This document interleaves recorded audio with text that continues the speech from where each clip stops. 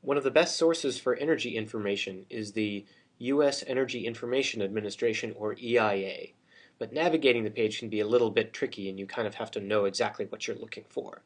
So here, what I'm going to do is introduce you to the EIA webpage in general and point out where to find information about crude oil and refined petroleum products.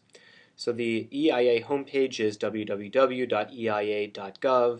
and when you go there, you'll see several things. One is that they have a sort of rotating list of stories, some of which you may find interesting.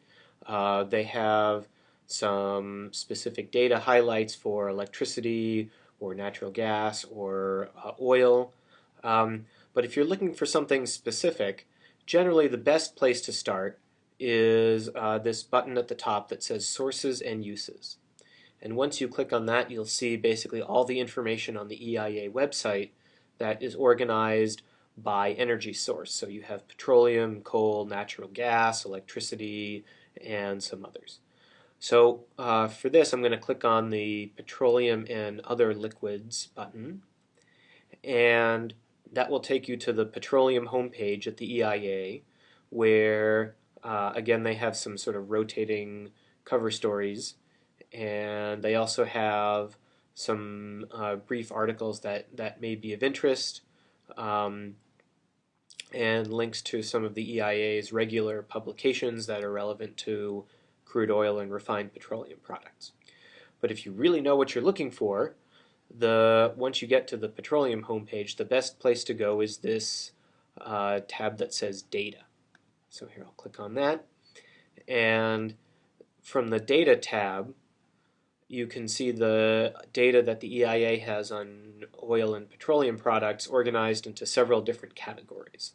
So high-level data, so things like national crude oil prices, national level crude oil production and supply are in this summary tab.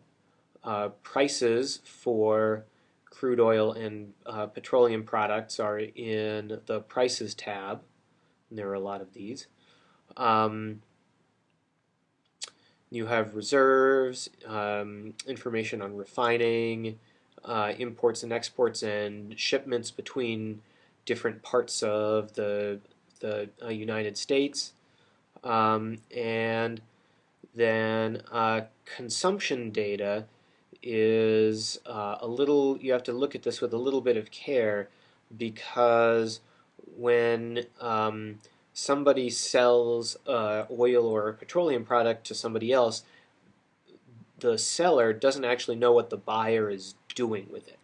And so there's a difference between sales and consumption, right? So for example, when I put 10 gallons of gasoline in my tank, right, then what I'm basically doing is I'm buying gasoline, but I'm not using it at the same second that I bought it. I may use those 10 gallons within a week, or if I don't drive very much, it may take me months to use those 10 gallons of gasoline. And so the EIA is very careful to talk about sales. So these would be sales at the wholesale or retail level. So for example, sales of fuel oil and kerosene, or terms that they call disposition or product supplied.